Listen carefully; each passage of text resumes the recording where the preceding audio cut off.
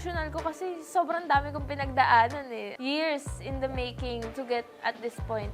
Tapos sobrang saya ko rin kasi first time kong manalo ng finish sa One Championship. Kaya medyo talagang emotional talaga ako nung nanalo ako.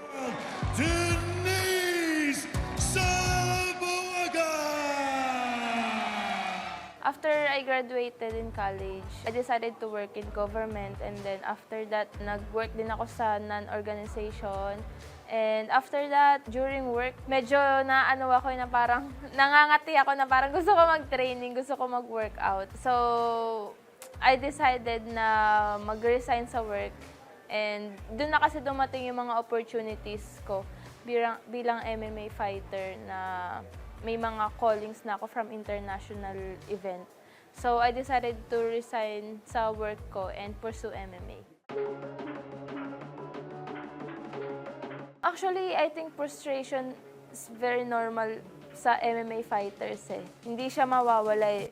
May mga times na sinasabi ko sa sarili ko na, is this really for me? Is this fight or this championship is really for me? Kasi tuloy-tuloy yung training ko, Sunday lang yung pahinga ko. Sobrang hirap nung mga pinagdadaanan, and injuries, sobrang daming injuries yung dumating sa akin. Pero andyan si Lord para bigyan ako ng lakas.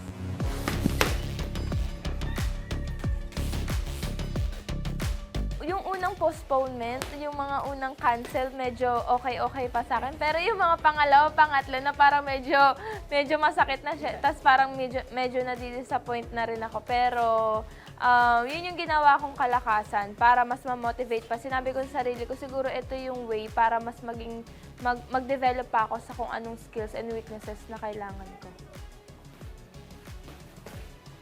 I have a team na talagang nag-focus and inaral yung game nung opponent ko. We want to prove that I'm a better grappler sa kanya.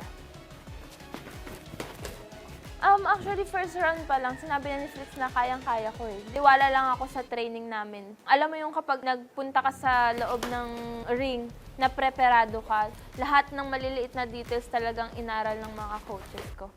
Kaya sobrang confident ako. Kasi nung time na nagsisimula ako sa One Championship, my background is grappling talaga. Kaya confident ako na kahit sino itapat sa akin in my division, I can beat them. Kumbaga, okay lang na masaktan tayo lahat dito, pero legacy na maiiwan sa gym is ano na yun eh. Kumbaga, part na ng history. Sabi mo kanina, walang ibang babae dito. Do you think yung panalo niya will open the doors? Oo, sobra. As in, ang dami na nag-message sa amin na mga gusto na mag-training ng mga women. And then, sabi ko, punta lang po kayo dito sa gym. Tapos, we're actually looking na rin na another space na rin for, kumbaga, extension ng gym. Let's bring out the current champion, Thailand's own Stamp!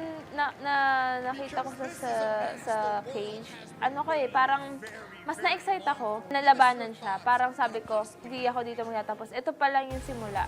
Magsisimula pa lang ako na kunin yung belt sa kanya.